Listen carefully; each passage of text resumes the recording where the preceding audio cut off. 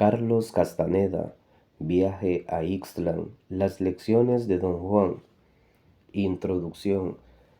El sábado 22 de mayo de 1971 fui a Sonora, México, para ver a Don Juan Matus, un brujo yaqui con quien tenía contacto desde 1961. Pensé que mi visita de ese día no iba a ser en nada distinta de las veintenas de veces que había ido a verlo en los 10 años que llevaba como aprendiz suyo. Sin embargo, los hechos que tuvieron lugar ese día y el siguiente fueron decisivos para mí. En dicha ocasión mi aprendizaje llegó a su etapa final. Ya he presentado el caso de mi aprendizaje en 2 obras anteriores, Las enseñanzas de Don Juan y Una realidad aparte. Mi suposición básica en ambos libros ha sido que los puntos de coyuntura en aprender brujería eran los estados de realidad no ordinaria producidos por la ingestión de plantas psicotrópicas. En este aspecto, Don Juan era experto en el uso de 3 plantas: Datura inoxia, comúnmente conocida como toloache, Lopopora williamsi, conocida como peyote, y un hongo alucinógeno del género psilocibe. Mi percepción del mundo a través de los efectos de estos psicotrópicos había sido tan extraña e impresionante que me vi forzado a asumir que tales estados eran la única vía para comunicar y aprender lo que Don Juan trataba de enseñarme. Tal suposición era errónea. Con el propósito de evitar cualquier mala interpretación relativa a mi trabajo con Don Juan, me gustaría clarificar en este punto los aspectos siguientes. Hasta ahora no he hecho el menor intento de colocar a Don Juan en un determinado medio cultural. El hecho de que él se considere indio yaqui no significa que su conocimiento de la brujería se conozca o se practique entre los yaquis en general. Todas las conversaciones que don Juan y yo tuvimos a lo largo del aprendizaje fueron en español, y solo gracias a su dominio completo de dicho idioma pude obtener explicaciones complejas de su sistema de creencias. He observado la práctica de llamar brujería a ese sistema y también la de referirme a don Juan como brujo, porque estas son las categorías empleadas por él mismo. Como pude escribir la mayoría de lo que se dijo al principiar el aprendizaje y todo lo que se dijo en fases posteriores, reuní voluminosas notas de campo para hacerlas legibles, conservando a la vez la unidad dramática de las enseñanzas de don Juan. He tenido que producirlas, pero por lo que he eliminado es, creo, marginal a los puntos que deseo plantear. En el caso de mi aprendizaje con don Juan, he limitado mis esfuerzos exclusivamente a verlo como brujo y a adquirir membresía en su conocimiento. Con el fin de presentar mi argumento, debo antes explicar la premisa básica de la brujería. Según don Juan me la presentó, dijo que para un brujo el mundo de la vida cotidiana no es real ni está allí. Cuando nosotros creemos, para un brujo, la realidad o el mundo que todos conocemos es solamente una descripción. Para validar esta premisa, don Juan hizo todo lo posible por llevarme a una convicción genuina de que lo que mi mente consideraba el mundo inmediato era sólo una descripción del mundo, una descripción que se había inculcado desde el momento en que nací. Me señaló que todo el que entra en contacto con un niño es un maestro que le describe incesantemente el mundo, hasta el momento en que el niño es capaz de percibir el mundo según se lo describen. De acuerdo con don Juan, no guardamos recuerdo de aquel momento portentoso, simplemente porque ninguno de nosotros podía haber tenido ningún punto de referencia para compararlo con cualquier otra cosa. Sin embargo, Desde ese momento el niño es un miembro, conoce la descripción del mundo y su membresía, supongo, se hace definitiva cuando él mismo es capaz de llevar a cabo todas las interpretaciones perceptuales adecuadas que validan dicha descripción ajustándose a ella. Para don Juan, pues la realidad de nuestra vida diaria consiste en un fluir interminable de interpretaciones perceptuales que nosotros, como individuos que comparten una membresía específica, hemos aprendido a realizar en común. La idea de que las interpretaciones perceptuales que configuran el mundo tienen un fluir es congruente con el hecho de que corren sin interrupción y rara vez o nunca se ponen en tela de juicio. De hecho, la realidad del mundo que conocemos se da a tal grado por sentada que la premisa básica de la brujería, la de nuestra realidad, es apenas una de muchas descripciones. Difícilmente podría tomarse como una proposición seria. Afortunadamente, en el caso de mi aprendizaje, a don Juan no le preocupaba en absoluto el que yo pudiese o no tomar en serio su proposición y accedió a dilucidar sus planteamientos pese a mi oposición, mi incredulidad y mi incapacidad de comprender lo que decía. Así como maestro de brujería, don Juan trató de describirme el mundo desde la primera vez que hablamos. Mi dificultad para asir con sus conceptos y sus métodos derivaba del hecho que las unidades de su descripción eran ajenas e incomprensibles con las de la mía propia. Su argumento era que me estaba enseñando a ver, cosa distinta de solamente mirar, y que parar el mundo era el primer paso para ver. Durante años la idea de parar el mundo fue para mí una metáfora crítica que en realidad nada significaba. Solo durante una conversación informal ocurrida hacia el final de mi aprendizaje llegué a advertir por entero su amplitud e importancia como una de las proposiciones principales en el conocimiento de don Juan. Él y yo habíamos estado hablando de diversas cosas en forma reposada, sin estructura. Le conté el dilema de un amigo mío con su hijo de 9 años, el niño que había estado viviendo con la madre durante los 4 años anteriores, vivía entonces con mi amigo, y el problema era qué hacer con él. Según mi amigo, el niño era un inadaptado en la escuela, sin concentración y no se interesaba en nada. Era dado a berrinches, a conducta destructiva y a escaparse de la casa. Menudo problema se carga tu amigo, dijo don Juan riendo. Quise seguirle contando todas las cosas terribles que el niño hacía, pero me interrumpió. No hay necesidad de decir más sobre ese pobre niñito, dijo. No hay necesidad de que tú o yo pensemos de sus acciones de un modo o del otro. Su actitud fue abrupta y su tono firme, pero luego sonrió. ¿Qué puede hacer mi amigo?, pregunté. Lo peor que puede hacer es forzar al niño a estar de acuerdo con él, dijo don Juan. ¿Qué quiere usted decir? Quiero decir que el padre no debe pegarle ni asustarlo cuando se porta como él quiere. ¿Cómo va a enseñarle algo si no es firme con él? Tu amigo debería dejar que otra gente le pegara al niño.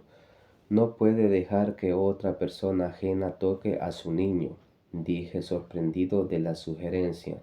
Don Juan pareció disfrutar mi reacción y soltó una risita. Tu amigo no es un guerrero, dijo. Si lo fuera, sabría que no puede hacerse nada peor que enfrentar sin más ni más a los seres humanos. ¿Qué hace un guerrero, don Juan? Un guerrero procede con estrategia. Sigo sin entender qué quiere usted decir. Quiero decir que si tu amigo fuera guerrero, ayudaría a su niño a parar el mundo. ¿Cómo puede hacerlo? Necesitaría poder personal, necesitaría ser brujo, pero no lo es. En tal caso, debe usar medios comunes y corrientes para ayudar a su hijo a cambiar su idea del mundo. No es parar el mundo, pero de todos modos da resultado. Le pedí explicar sus aseveraciones. Yo, en el lugar de tu amigo, dijo don Juan, empezaría por pagarle a alguien para que le diera sus nalgadas al muchacho, iría a los arrabales y me arreglaría con el hombre más feo que pudiera hallar para asustar a un niñito. No nada más para asustar a un niñito idiota. Hay que parar a ese escuincle y los golpes que le dé su padre no servirán de nada. Si queremos parar a nuestros semejantes, siempre hay que estar fuera del círculo que los oprime. En esa forma se puede dirigir la presión. La idea era absurda, pero de algún modo me atraía. Don Juan descansaba la barbilla en la palma de la mano izquierda, tenía el brazo izquierdo contra el pecho, apoyado en un cajón de madera que servía como una mesa baja. Sus ojos estaban cerrados, pero se movía. Sentí que me miraba a través de los párpados. La idea me espantó. Dígame qué más debería hacer mi amigo con su niño, dije. Dile que vaya a los arrabales y escoja con mucho cuidado al tipo más feo que pueda, prosiguió él. Dile que consiga uno joven, uno al que todavía le quede algo de fuerza. Don Juan delineó entonces una extraña estrategia. Yo debía instruir a mi amigo para que hiciera que el hombre lo siguiese o lo esperara en un sitio o donde fuera a ir con su hijo. El hombre, en respuesta a su seña convenida dada después de cualquier comportamiento objetable por parte del pequeño, debía saltar de algún escondite, agarrar al niño y darle una soberana tunda. Después de que el hombre lo asuste, tu amigo debe ayudar al niño a recobrar la confianza en cualquier forma que pueda. Si sigue este procedimiento 3 o 4 veces, te aseguro que el niño cambiará su sentir con respecto a todo, cambiará su idea del mundo. Y si el susto le hace daño, el susto nunca daña a nadie. Lo que daña el espíritu es tener siempre encima a alguien que te pegue y te diga qué hacer y qué no hacer. Cuando el niño esté más contenido, debes decir a tu amigo que haga una última cosa por él. Debe hallar el modo de dar con un niño muerto, quizá en un hospital o en un consultorio de un doctor. Debe llevar allí a su hijo y enseñarle el niño muerto. Debe hacerle tocar el cadáver una vez con la mano izquierda en cualquier lugar menos en la barriga. Cuando el niño haga eso quedará renovado. El mundo nunca será ya el mismo para él. Me di cuenta entonces de que a través de los años de nuestra relación, don Juan había estado usando conmigo, aunque en una escala diferente, la misma táctica que sugería para el hijo de mi amigo. Le pregunté al respecto. Dijo que todo el tiempo había estado tratando de enseñarme a parar el mundo. Todavía no lo paras, dijo sonriendo. Parece que nada da resultado, porque eres muy terco, pero si fueras menos terco, probablemente ya habrías parado el mundo con cualquiera de las técnicas que te he enseñado. ¿Qué técnicas, don Juan? Todo lo que te he dicho era una técnica para parar el mundo. Pocos meses después de aquella conversación, don Juan logró lo que se había propuesto, enseñarme a parar el mundo. Ese monumental hecho de mi vida me obligó a examinar en detalle mi trabajo de 10 años. Se me hizo evidente que mi suposición original con respecto al papel de las plantas psicotrópicas era erróneo. Tales plantas no eran la faceta esencial en la descripción del mundo usada por el brujo, sino únicamente una ayuda para aglutinar, por así decirlo, partes de la descripción que yo había sido incapaz de percibir de otra manera. Mi insistencia en adherirme a mi versión normal de la realidad me hacía casi sordo y ciego a los objetivos de don Juan. Por tanto, fue solo mi carencia de sensibilidad lo que propició el uso de los alucinógenos. Al revisar la totalidad de mis notas de campo, advertí que don Juan me había dado la parte principal de la nueva descripción al principio mismo de nuestras relaciones en lo que llamaba técnicas de parar el mundo.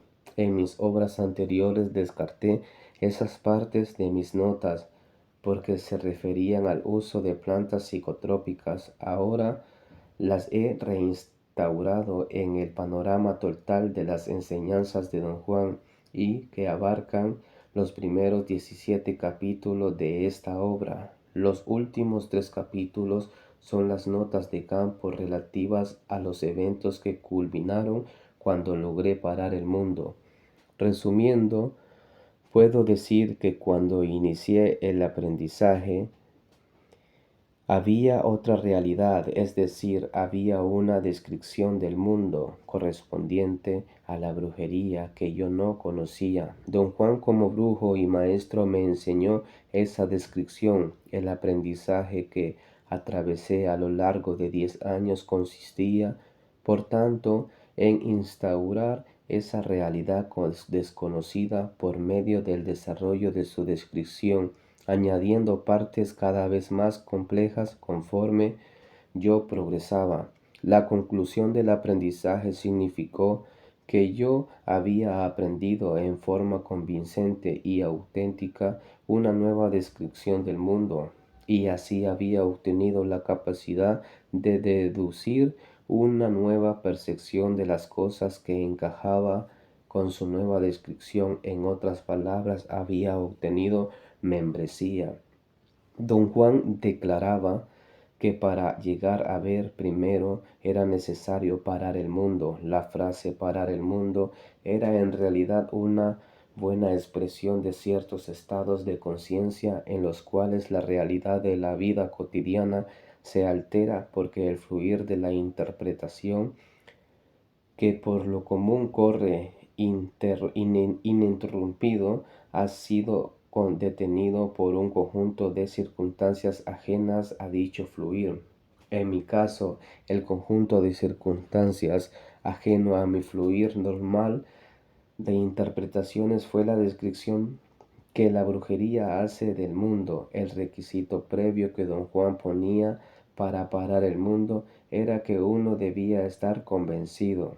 En otras palabras, había que aprender la nueva descripción en un sentido total con el propósito de enfrentar con la vieja y en tal forma romper la certeza dogmática compartida por todos nosotros de que la validez de nuestras percepciones o nuestra realidad del mundo se encuentra más allá de toda duda. Después de parar el mundo, el siguiente paso fue ver. Con eso, don Juan se refería a lo que me gustaría categorizar como responder a los estímulos perceptuales de un modo fuera de la descripción que hemos aprendido a llamar realidad. Mi argumento es que todos estos pasos solo pueden comprenderse en términos de la descripción a la cual pertenecen, y como es una descripción que don Juan luchó por darme desde el principio, debo dejar que sus enseñanzas sean la única fuente de acceso a ella. Así pues, he dejado que las palabras de don Juan hablen por sí mismas.